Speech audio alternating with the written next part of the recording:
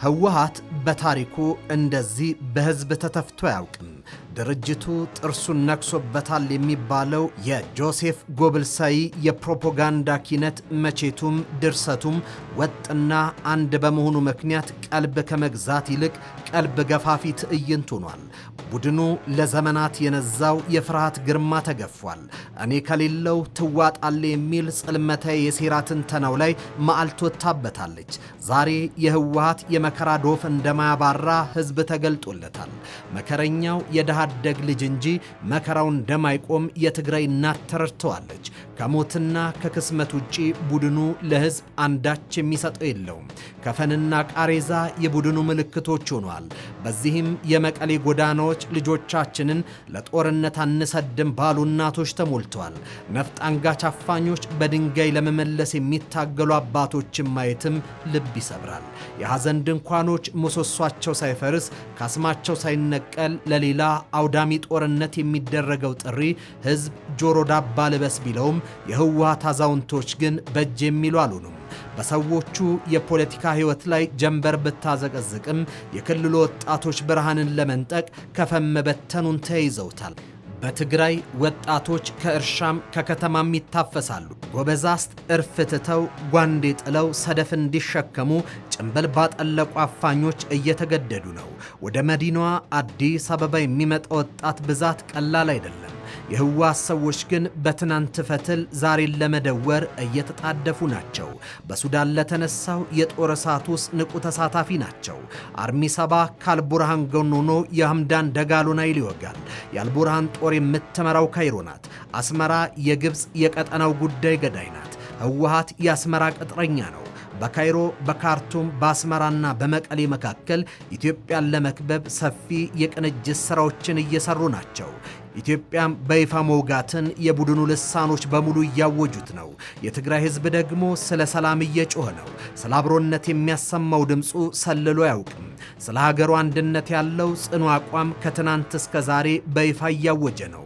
በህብረት ውስጥ ያለውን በረከት አብሮ በመኖር የሚገኘውን ኃይል ለሺህ ዘመናት በደሙ ጭምር ሲያስረግጥ የኖረው የትግራይ ህዝብ ዛሬም ለሺህ ዘመናቱ ድንቅ እሴቱ ታምኖ እየኖረ ነው። የህወሓት አመራሮች ግን ዛሬም በትግራይ ወጣቶች ሞት የህይወት መሰንበቻ ቀናትን ይሸምታሉ።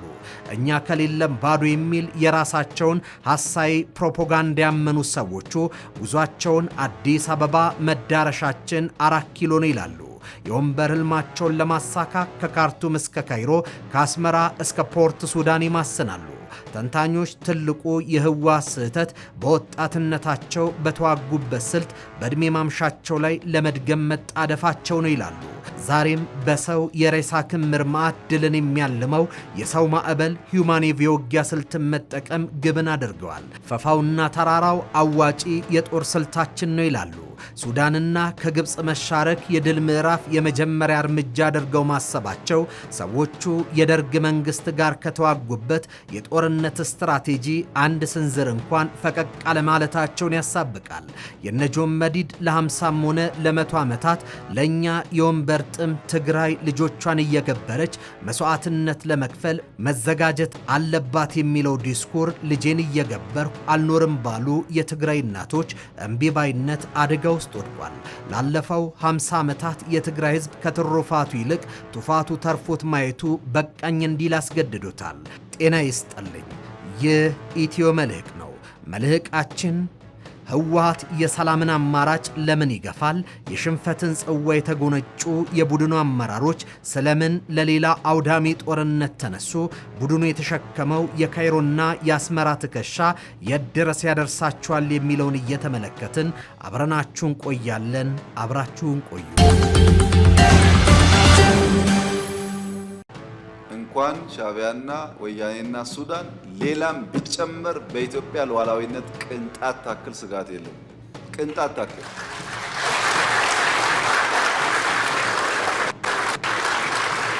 ያን ለመከላከል የሚያስችል ብቃት እየገነባን ያለነው ጊዜው ሲደርስ እንዳስፈላጊነቱ እንገልጻለን። እኛ ስጋት የለም። ሰዎች ባረጀ ባፈጀ ስልት ድሮ በሰራ ስልት አሁን ለመጠቀም መሞከር ጠቃሚ አይደለም። ምክንያቱም ያኔ ስልቱ የሰራው በሸበጥ ጮፈሬ የላስቲክ ጫማ መሄድ የፈለገ መቅመል የፈለገ መራብ የፈለገ ቢገባውም ባይገባውም ወስዶ የተከተለ ኃይል ነበረ። አሁን ግን 22 እና መገናኛ ህንፃ አስቀምጠህ እዛ በመቀመጥ አይሆንም ማለት ነው። ተቀይሯል ጊዜው። ጠቅላይ ሚኒስትር አብይ አህመድ ደጋግመው እንዳነሱት የፕሪቶሪያ የሰላም ስምምነት በአሸናፊና በተሸናፊ መካከል የተደረገ ስምምነት ነው። ህወሓት ከክስመት ለመዳንም ከክስመት የዳነውም ፕሪቶሪያ ላይ በፈረመው የሰላም ስምምነት ነው። የፕሪቶሪያው ስምምነት ዛሬ የሚበጠብጡ ምርኮኞች በጠረጴዛ ድርድር ወደ ሰላማዊ የህይወት ሽግግር እንዲያደርጉ የተሰጠ ዕድል ቢሆንም የቡድኑ ጉምቱ አመራሮች ግን አልተጠቀሙበትም። ከዚያ ይልቅ የህወሓት አመራሮች የሰላም ስምምነቱን ለሌላ ዙር ግጭት ጠመቃ አውለውታል። ሱዳንን የመስፈንጠሪያ ነጥብ በማድረግ የደርግ ዘመንን ጦርነት ስትራቴጂን መሬት ለማውረድ መሞከር የማያዋጣ አክሳሪ ፕሮጀክት ነው። በዓለም የተጠላ መንግስት በሆነው ሻዕቢያና ለራሱ መቆም ባልቻለው የአልቡርሃን ጦር ላይ መደገፍ አብሮ ተያይዞ ከመውደቅ ውጪ ፋይዳ ቢስነት ነው።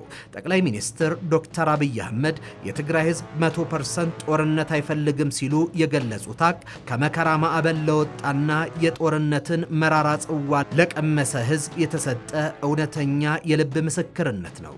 ይሁንና ከዚህ የህዝብ የሰላም ጥማትና አሁን ካለው የዓለም አቀፍ የጂኦፖለቲካ ነባራዊ ሁኔታ ውጪ በክልሉ ዳግም የጦርነትን እሳት ቢቀሰቀስ ዓለም ደንታ የለውም ሲሉ ያቀረቡት ማስጠንቀቂያ የዓለም የኃይል አሰላለፍ ከሊበራል ዲሞክራሲ ወደ ተጨባጩ የሪያሊዝም ፍልስፍና መሸጋገሩንም ፍንትው አድርጎ ያሳያል። ዓለም በገዛ የቤት ሥራ ተወጥራ በየአቅጣጫው ለሚፈነዱ ግጭቶች ጆሮም ሆነ ጊዜ ባጣችበትና ሱዳንን እንኳን ቆም ብላ ለማዳመጥ በሰለቻት በዚህ ዘመን ጦርነቴን ይዋጉልኛል ብሎ በባዕዳን ኃይሎች መተማመን የፖለቲካ ቅዠት ነው። ሆኖም ይህ የጠቅላይ ሚኒስትሩ ጥልቅ ማሳሰቢያ የፕሪቶሪያውን የሰላም ስምምነት ለአዲስ የጥፋት ጥንስስ ማራቢያነት ለመጠቀም በቆረጠው የህወሓት ቡድን ዘንድ ሰሚ ጆሮ አላገኝም። ታዛቢዎች በግልጽ እንደሚመሰክሩት ቡድኑ በግብዝነት ካባ ተጀብኖ የፕሪቶሪያውን ስምምነት ይከበር እያለ ያዞንባ ቢያነባም በተግባር ግን የስምምነቱን መሰረታዊ ምሰሶች በክህደት ስለቆርጦ ጥሏቸዋል። ህገወጥ ምርጫን ማድረጉን ተከትሎ የተመሰረተው አስተዳደር ፈርሶ በጊዜያዊ መንግስት እንዲተካ መደረጉ ግጭትን በዘላቂነት ለማስቆም ፐርማነንት ሴሴሽን ኦፍ ሆስቲሊቲ የተከፈተ የብርሃን በር ቢሆንም ቡድኑ ግን ሻዕቢያን ወደ ኢትዮጵያ ሉዓላዊ ግዛት አሾልኮ በማስገባትና የጦርነት ነጋሪትን ዳግም በመጎሰም የሰላሙን ጸዳልም አጨልሞታል። ይህ የክሽፈት ጉዞ ይበልጥ ጎልቶ የሚታየው የስምምነቱ ማገር የሆነውን ትጥቅ የመፍታትን ወደ ሰላማዊ ህይወት የመመለስ ዲዲአር ሂደት ቡድኑ ወደ ጎን ገፍቶ ሲጥለው ነው። የህወሓት ታጣቂዎች ከባድና ቀላል የጦር መሳሪያዎቻቸውን ለፌዴራል መንግስቱ አስረክበው ጦራቸውን በትነው ወደ ማህበረሰቡ በመቀላቀል የሰላም ግንባታው አካል ሊሆኑ ሲገባ፣ በተቃራኒው ቡድኑ የሰላም ዕድሉን አባክኖ ተጨማሪ የጦር መሳሪያዎችን ማከማቸትን መርጧል። የስምምነቱ አንቀጽ 7 ድንጋጌዎች በግልጽ በመጣስም መተማመንን ለመገንባትና ከግጭት አነሳሽ እንቅስቃሴዎች ለመታቀብ የገባውን ውል በማጠፍ ለቀጣይ ጦርነት ሲሰናዳም ታይቷል። የዚህ ድርጅታዊ መበስበስ ማሳያ በአንቀጽ 7 ንዑስ አንቀጽ ኢ ላይ ከውጭ ኃይሎች ጋር ምንም አይነት ግንኙነት ላለማድረግ የገባውን ቃል ወደ ጎን በመተው ጽምዶ በሚል የሽፋን ስም ከሻዕቢያ ጋር የፈጸመው የጦር ጋብቻ ነው። ህገ መንግስታዊ ስርዓትን በኃይል ለመገልበጥና ከውስጥና ከውጭ ኃይሎች ጋር የሶስትዮሽ የጥፋት ሸፍጥ የሸረበው የቡድን የህዝብ ለህዝብ ግንኙነት በሚል የውሸት ካባ የኤርትራ ጀነራሎች በትግራይ ምድር እንዲንሸራሸሩና ሻዕቢያ የኢትዮጵያ ሉዓላዊ ድንበር ጥሶ ይዞታዎችን እንዲቆጣጠር በር ከፍቷልም። ከዚህ የጥፋት መንገድ እንዲመለስ ተው ይቅርብህ ቢባልም አሻፈረኝ ብሏል። በዚህም የተነሳ የቀድሞ የትግራይ ክልል ፕሬዝደንት አቶ ገብሩ አስራት በጽኑ እንዳሰመሩ የሚኖሩበት ሉዓላዊነቱ በጋድ የተደፈረበትና ድንበሩ የተጣሰበት የፌዴራል መንግስት ሀገራዊ ክብሩን ለማስጠበቅ በሻዕቢያ ላይም ሆነ በጀሌው ህወሓት ላይ የትኛውንም አይነት እርምጃ የመውሰድ ሙሉ ህጋዊና ሞራላዊ መብት አለው ማለታቸው ይታወሳል። ጠቅላይ ሚኒስትር አብይ አህመድ ከዚህ ሁሉ የህወሓት የቁልቁለት ጉዞ ምዕራፎች በኋላ ኑ እንነጋገር ብለው ጠረጴዛውን አሰናድቷል። ኢትዮጵያ ከንግግር እንጂ ጦር በመማዘዝ እንደማታተርፍ ደጋግመው አስረድቷል። የተማረኩት የተለቀቁት ራሮት ሰላምን ይችራል፣ ደግነት ቂም በቀልን ይሽራል በሚል ነው። የሰላሙን መንገድ የመረጡ በርካታ የህወሓት ሰዎች ቢኖሩም ዛሬም ከትናንት ጋር ሙጥኝ ያለው ጥቂት የቡድኑ ክንፍ ጦር እየሳለ ነው። ሀብት እያፈራህ ሀብትን እያጣጣምክ ራስን ደግሞ ለመስዋዕት ማዘጋጀት አብሮ አይሄድም። አልፎበታልና ይሄ ምኞትም አይጠቅምም። ቅድም ብየዋለሁ፣ አሁን ደግሜ መናገር የምፈልገው የሚያስፈልገን ሰላም ነው፣ የሚያስፈልገን ትብብር ነው፣ የሚያስፈልገን አብረን መስራት ነው። የሚያጓጉ ነገሮች አሉ። ትግራይ ጦርነት እንዲፈጠር ሰፊ ፍላጎት አለ። እምቢ ያልንበት ምክንያት ትርፍ የለውም ብለን አሁንም ለሰላም በራችን ክፍት ነው፣ ለንግግር በራችን ክፍት ነው። መወያየት የምንፈልገው ሰላም ማምጣት የምንፈልገው በእኛ በኩል ትተን ተጎርተን ለትግራይ ሰላም ከመጣ ፍላጎታችን እሱ ነው። የቀድሞ የህወሓት ማዕከላዊ ኮሚቴ አባልና የትግራይ ክልል ፕሬዝዳንት የነበሩት ቆየት ብሎም ከ1993ቱ የድርጅቱ አመራር መሰንጠቅ በኋላ የፓርቲውን ግንባር ቀደምት ሰው የሆኑት አቶ ገብሩ አስራት ህወሓት በታሪክ አዙሪት ውስጥ እንደተተበተበና የዘመኑን የፖለቲካ ትርታ ማዳመጥ የተሳነው ግትር ኃይል ነው ይሉታል። በተለይ ሉዓላዊነትና ዲሞክራሲ በኢትዮጵያ በተሰኘው መጽሐፋቸውና ተከታታይ የፖለቲካ ትንታኔያቸው ላይ አቶ ገብሩ እንደሚያስረግጡት የህወሓት ቡድን አብዮታዊ ዲሞክራሲ በተሰኘው የራሱ የርዕዮተ ዓለም እስር ቤት ውስጥ የታጠረና ቁልፉን ወደ ውጭ የወረወረ ድርጅት ነው። ይህን አስተሳሰብ እንደ ፍጹማዊና ብቸኛ እውነት በማንገስ ከተሰመረለት መስመር ያፈነገጠውን ሁሉ የሰላምና የልማት ጠላት አድርጎ የመፈረጅ አፍራሽ ባህልን ስላዳበረ ከዘመኑ የፖለቲካ ፍልስፍና ጋር እንዳይራመድ አዳዲስ ሐሳቦችን እንዳያመነጭና በነጻነት ገበያ ውስጥ ተወዳዳሪ እንዳይሆን አድርጎታል። ከዚህ ርዕዮተ ዓለማዊ ድርቅና ባለፈ አቶ ገብሩ የህወሓትን ተቋማዊ መበስበስና የውስጥ ፓርቲ ዲሞክራሲ መንጠፍ በከፍተኛ ቁጭት ይተቻሉ። የጋራ አመራር መርህ እንደ ጉንበኖ የፖለቲካ ስልጣን በግለሰብ መዳፍ ውስጥ መወሸቁን ተከትሎ ድርጅቱ የሐሳብ ብዝሃነትን የማስተናገድ አቅሙ ሙሉ በሙሉ ሞቷል ሲሉ ያነሳሉ። የጠቅላይ ሚኒስትር አብይ አህመድ የፓርላማ ማብራሪያ የህወሓትን ለውጥ አልቦ ህልውናም ይገልጣል።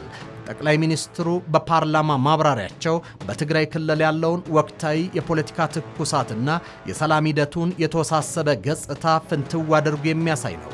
በተለይም ክልሉን ወደ ቀውስ ለመመለስ የሚጥሩና ሰላምን የሚያወኩ አካላት የራሳቸው ሚስቶችና ልጆች በአዲስ አበባና በውጭ ሀገራት በምቾት እያኖሩ የሌላውን ደሃ ልጅ ግን ለጦርነት የሚማግዱ መሆናቸውን ጠቅላይ ሚኒስትሩ ማጋለጣቸው የችግሩን የሞራል ዝቅጠትና የፖለቲካ ቁማር በግልጽ ያሳያል። የፕሪቶሪያው የሰላም ስምምነት ድምታዎችን በተመለከተም ይህ ስምምነት አንዳችም የሆነ የፖለቲካ ድርድር ሳይሆን የመንግስትን የሰላም ቁርጠኝነትን ያረጋገጠ ታሪካዊ ክስተት መሆኑን ጠቅላይ ሚኒስትሩ ያስረዳሉ።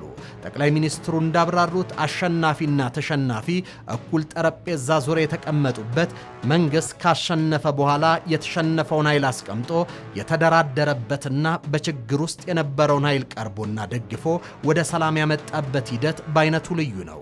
በዚህም ከ60 ሺህ በላይ ታጣቂዎች ተገቢውን ክፍያ ተፈጽሞላቸው ትጥቃቸውን ፈተው በዲዲአር ፕሮግራም ተጠቃሚ መሆናቸው፣ የትግራይ ጊዜ አስተዳደር መዋቅሩ እንዲሁም የተቋረጡ መሠረታዊ አገልግሎቶች መመለሳቸውና ከእስረኞች መፈታታቸው የስምምነቱን ፍሬያማነት በተጨባጭ የሚያስረግጡ ትልልቅ የሰላም ውጥኖች ናቸው። ይሁን እንጂ የሰላሙ መንገድ አልጋ ባልጋ አልነበረም። የፕሪቶሪያውን ስምምነት ተከትሎ በሰላም ሂደቱ ያኮረፉና ህወሓት ብቻ ሳይሆን ትግራይም መውደም ነበረባት የሚል ጽንፈኛ አስተሳሰብ የሚያራምዱ ኃይሎች መፈጠራቸው የሰላም ሂደቱን ፈተና አጉልቶ ያሳያል። በሌላ በኩል ደግሞ ጦርነት እንዲቀሰቀስ ለመቀስቀስ ከፍተኛ ፍላጎት ባላቸውና በትግራይ በሚገኙ አንዳንድ ኃይሎች በኩል ጦርነት ለመቀስቀስ ታልመው የሚፈጸሙ ተደጋጋሚ ትንኮሳዎች መኖራቸውን በማብራሪያቸው ጠቁመዋል።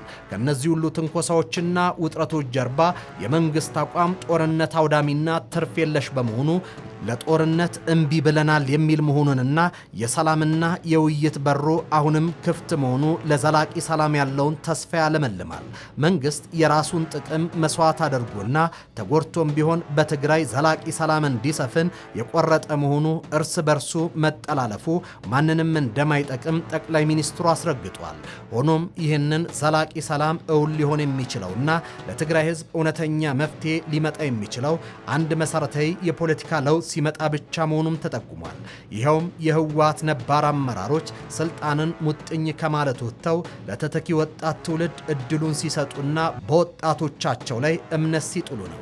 ጠቅላይ ሚኒስትር አብይ የመደመር መንግስት ዋነኛ መሻትና ግብ በሌሎች የኢትዮጵያ ከተሞች እየታየ ያለውን የልማትና እድገት ጸጋ በትግራይም ተደራሽ ሆኖ ማየት መሆኑን በማስገንዘብ የትግራይ ፖለቲካ ከግጭት አዙሪት ወጥቶ ወደ ልማትና ትውልድ ግንባታ መሸጋገር እንዳለበትም ተናግሯል። ነገር ግን ህወሓት ከሰላም የተጣላ በመሆኑ ምክንያት የሰላም አማራጮችን የችግር ጊዜ መውጫ ያደጋ በር እንጂ የድርድር አካል አያደርጋቸውም። የታሪክ ፕሮፌሰሩ ገብሩ ታረቀ The Ethiopian Revolution War in the Horn of Africa በሚለው መጽሐፋቸው ህወሓት በበረሃው የትግል ዘመን የማኦ ዜዱንግንና የእንቨር ሆጃን የአልባንያ መስመር እንደ ብቸኛ የፖለቲካ መስመር በመቀበል እጅግ ግትርና ዶግማቲክ በሆነ ርዕዮተ ዓለማዊ ድርቅና ውስጥ የተሰወረ ድርጅት ነበር ይላሉ። ይህ አስተሳሰቡ በውስጡ የሐሳብ ነፃነትን ያቀጨጨ ከመሆኑም በላይ ከኢትዮጵያ ነባራዊ ማህበራዊና ሃይማኖታዊ እሴቶች ጋር የማይገጥም ባዕድ ስልጣኔን ለመጫን የሞከረ ነበር። ድርጅቱ በትግራይ ገበሬ ላይ የዘረጋው መዋቅርም ቢሆን በፈቃደኝነት ላይ የተገነባ ሳይሆን ፍጹም ጥብቅና የአፈና ባህሪ የነበረው የገጠር የህዝብ ማህበራትን የፓርቲው የቁጥጥርና የሰለላ ሰንሰለት ያደረገ ነው። ከተቋማዊ አፈናው ባለፈ ፕሮፌሰር ገብሩ የህወሓት የዘውግ ፖለቲካ ጠባብነትና የስልጣን ስግብግብነት በከፍተኛ ምሁራዊ ሂስ ይሞግቱታል። ድርጅቱ በትግራይ ምድርም ሆነ በአገር አቀፍ ደረጃ ብቸኛ የኃይል የበላይነትን ለመያዝ በነበረው ጽኑ ፍላጎት እንደ ኢህአፓ ያሉ ተፎካካሪ ድርጅቶችን በውይይትና በፖለቲካ ሰላም ከማስተናገድ ይልቅ በጦርነትና በደም አፋሳሽ እርምጃዎች ጨፍልቆ ማስወገዱ ገና ከጧቱ የሐሳብ ብዛነትን የማይቀበል ባህሪ እንደነበረው ዋነኛ ማሳያ ነው። እንዲያውም በ1977 ታሪካዊ ድርቅ ወቅት በረሃብ የሚረክፈውን ህዝብ ለመታደግ ከዓለም ማህበረሰብ የተላከውን የረድኤት እህልና ገንዘብ ጭምር ድርጅቱ ወታደራዊ አቅሙን ለመገንባትና ታጋዮቹን ለመቀለብ መጠቀሙንና ረሃብን እንደ ስትራቴጂያዊ መሳሪያ ማዋሉን መጽሐፉ ሳይሸሽግ ይገልጣል። የገብሩ ታረቀ ትንታኔ የሚያሳየው ድርጅቱ ከትናንት እስከ ዛሬ በአምባገነንነት የጸና ግትር ወደፊት መራመድ ያልቻለ ሰላምን ገንዘብ ሳይሆን የአደጋ ጊዜ መውጫ በር አድርጎ የሚጠቀም ድርጅት መሆኑን ነው። ኢትዮጵያ ለዘመኑ ለሲዝን የሚመጥን መሪ መፍጠር ካልቻለች ሰዎች እየወጡ እየወሩ የሚመላለሱባት ከሆነ ኮሌክቲቭሊ ሞታለች ማለት ነው። ይሄ የሚያኮራ ነገር አይደለም፣ የሚያሳፍር ነገር ነው። 50 ዓመት ፓርቲ መርተህ ፓርቲ የሚተኩ ሰዎች ካልፈጠርክ ሌላ 1000 ቢሰጣ አትፈጥርም ማለት ነው። ቲፒኤልኤፍ 50 ዓመት ፖለቲካል ፓርቲ ሆኖ አንጋፋ ፓርቲ ሆኖ ወጣቱን ትውልድ ማመን ካልቻለ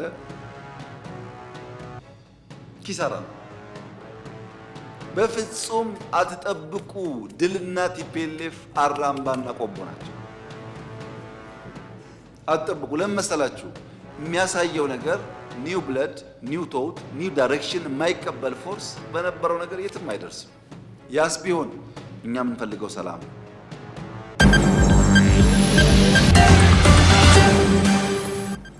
የተከበራችሁ የኢትዮ መልሕቅ ቤተሰቦች የዛሬው መልሕቃችን በዚህ ተጠናቋል። በቀጣይ በሌላ ምዕራፍ እስከምንገናኝ በያላችሁበት ሰናይ ጊዜ ይሁንላችሁ።